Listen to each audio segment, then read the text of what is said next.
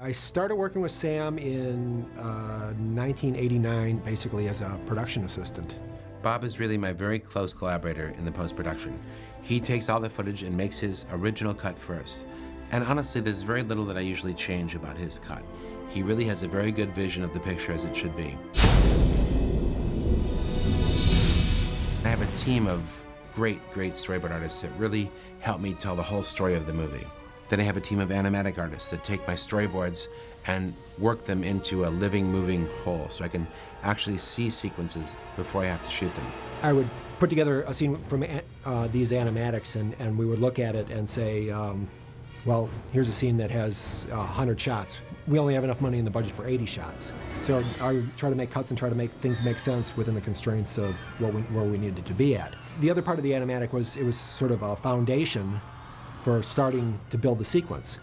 And then I even cut those animatics together so that the second unit director can see what lens I pre-vised it with, where it starts and where it finishes, and they're very good about bringing me what I needed or something better. One of the most complicated sequences in the movie was the Peter Goblin fight.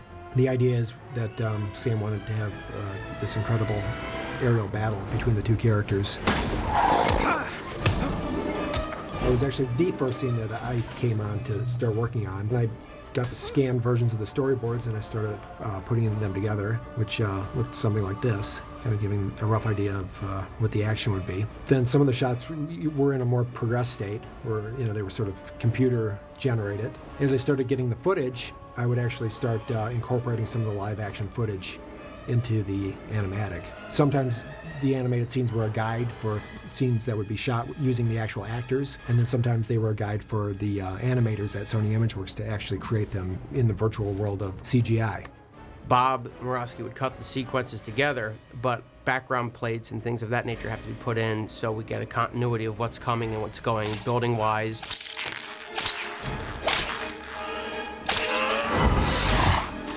That's pretty much the key, in my opinion, to getting it to look real. The movement is so complex.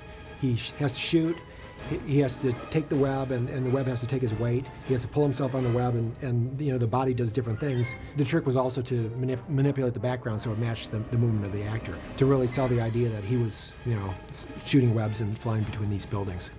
I mean, for me, the biggest thing and the biggest challenge was dealing with footage from all the different units coming in, because not only was first unit shooting, which directed by Sam, but there were also a variety of second units, third units sometimes. You just deal with it like you would deal with building anything. If you're building a house, you have to build it one brick at a time.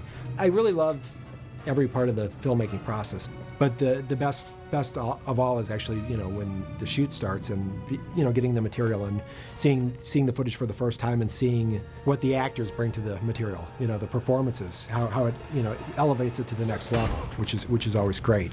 Listen to me. I didn't kill your father. He was trying to kill me. He killed himself. Shut up! And then being able to take the footage that they give and working it into creating a scene.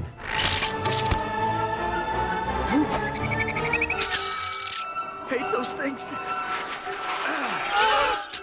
And the nice thing about the Spider-Man movies is the movies are big, so you actually have a lot of time. So it's nice to be able to actually put something together, step back and look at it in a week or in a month or whatever, and go back and make things better and try to perfect it.